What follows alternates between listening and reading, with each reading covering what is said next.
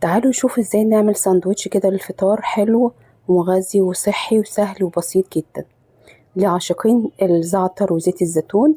معانا كده انا جبت 2 توست السن زي ما انتم شايفين كده، وبدأت اعمله تجويف كده، بضغط عليه وعشان اعمله تجويف عشان اعرف احشيه. جبت هنا الاول ده زيت الزيتون بتاعنا بس وقع جوه زعتر، بضيف كده عليه زيت زيتون على حروف التوست زي ما انتم شايفين كده، وببدأ اشتغل عليه كده ان انا يدوب كده ادهنه دهنة بالفرشة بسيطة.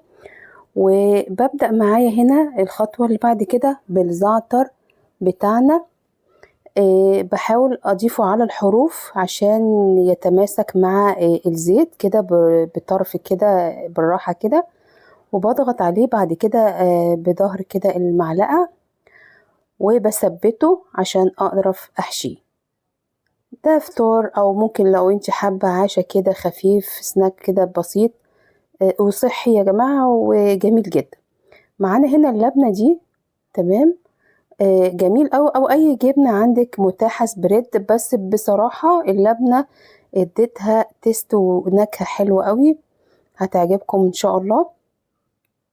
لايك وشير معايا يلا. وطبعا معانا هنا بضيف بقى ايه الجبنة الموتزاريلا عليها، بتعمل لها إضافة حلوة ومطة كده وشكل جميل جدا. وببقى مجهزة عندي الاير فراير عشان أبدأ أضيف لي القطعة دي وتبقى دي حلوة قوي وجميلة. تمام، هي تحطي الورقة طبعا الزبدة بتاعتها متضيفهاش أبدا من غير أي حائل بينها وبين الاير فراير، عشان ده برضو بيعمل تلصق وبيدوخك بعد كده في التنظيف.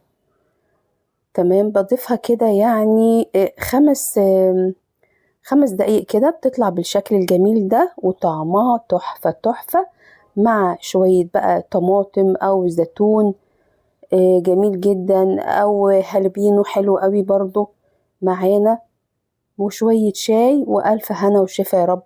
ويلا جربوه وقولوا رأيكم فيها ايه. ومقرمشة وطلعة تحفة بصراحة.